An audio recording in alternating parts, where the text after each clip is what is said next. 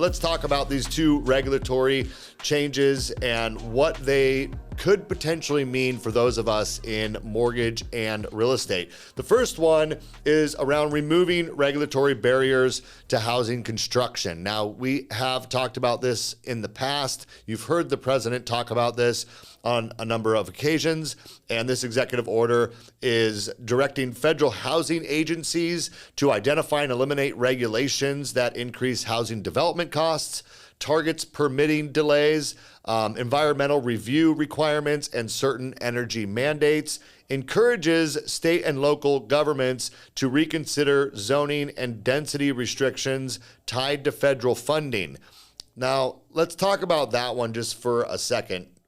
Like, I'm in Washington State. We've seen significant sweeping changes to the local zoning and availability of detached ADUs and attached ADUs and what we call middle housing, where you could take down a small existing home, build up to 6 units on a standard building lot. So we've definitely seen, at least in my local market, some pretty significant changes. And this was a state law that mandated that these local municipalities make these changes. So it looks like the president's just pushing this further. Maybe other states have not gone as far as Washington has so far in this regard. And maybe we continue to see a movement in that direction. So I thought that was interesting. The other one is that I just mentioned, the delays, the environmental review requirements, things of that nature.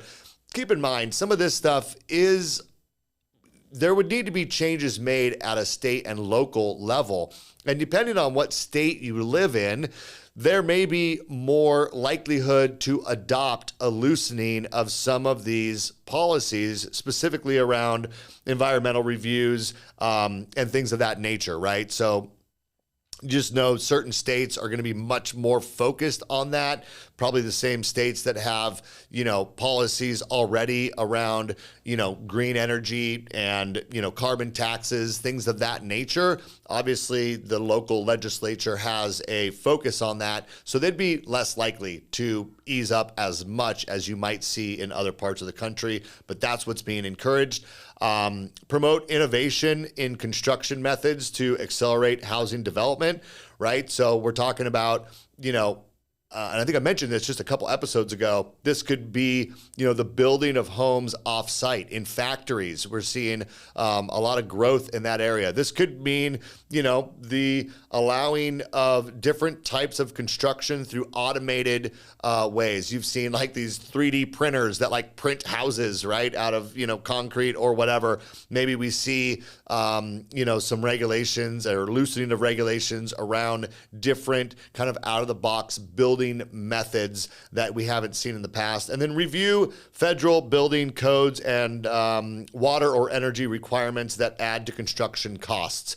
So just a lot of loosening of regulatory requirements around new construction and housing. You guys, this is nothing new for the Trump administration. They really led on this, just the whole idea of removing regulation. And that's what this is. This just happens to be geared specifically towards housing with the thought of increasing some more inventory. So in theory, this could mean permits get approved faster. It could lower the cost for builders, which could bring down the cost of new homes. It could expand housing inventory nationwide. So that's really the goal.